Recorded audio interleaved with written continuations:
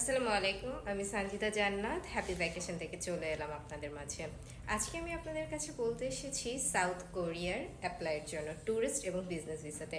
আপনারা যারা ব্যবসায়িক কাজের জন্য বাইরে যেতে চাচ্ছেন, কোনো মিটিং অ্যাটেন্ড করতে চাচ্ছেন, তারা হচ্ছে গিয়ে বিজনেস ভিসাতে অ্যাপ্লাই করতে পারবেন। আর যারা হচ্ছে ভ্রমণের জন্য যাচ্ছেন, কয়েকদিন থেকে তারপর চলে আসবেন, তাদের জন্য ট্যুরিস্ট ভিসা রয়েছে। তো দুই ক্ষেত্রে হচ্ছে আপনাদের আলাদা আলাদা ডকুমেন্ট সাবমিট করতে হবে, কিন্তু যা ডকুমেন্ট হচ্ছে দুই ক্ষেত্রে লাগবে সেটা হচ্ছে পাসপোর্ট তো মাস্ট লাগবে।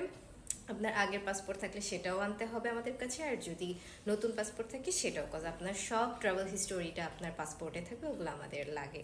আর হচ্ছে আপনার ট্রাভেল হিস্টোরিটা যদি সাউথ কোরিয়ার ক্ষেত্রে আমি বলি, তাহলে 3 থেকে 4টা হলেই এনাফ। অনেকেই জিজ্ঞেস করে সাউথ কোরিয়া অ্যাপ্লাইয়ের ক্ষেত্রে ট্যুরিস্ট অথবা বিজনেস আমাদের কয়টা ট্রাভেল থাকতে হবে।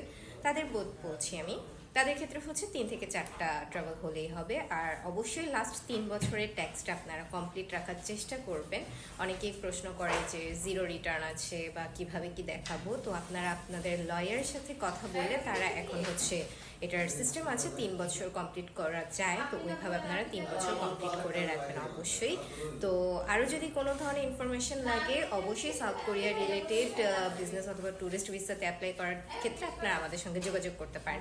আমাদের অফিসটা হচ্ছে মিরপুর 12 নম্বর ডিএইচএস, বাড়ি নাম্বার হচ্ছে 1263, রোড নাম্বার 10, অ্যাভিনিউ 2। তো দেরি না করে অবশ্যই আমাদের সঙ্গে যোগাযোগ করুন। আমাদের অফিসটি খোলা থাকে সকাল 9টা থেকে 6টা পর্যন্ত। ধন্যবাদ, আসসালাম।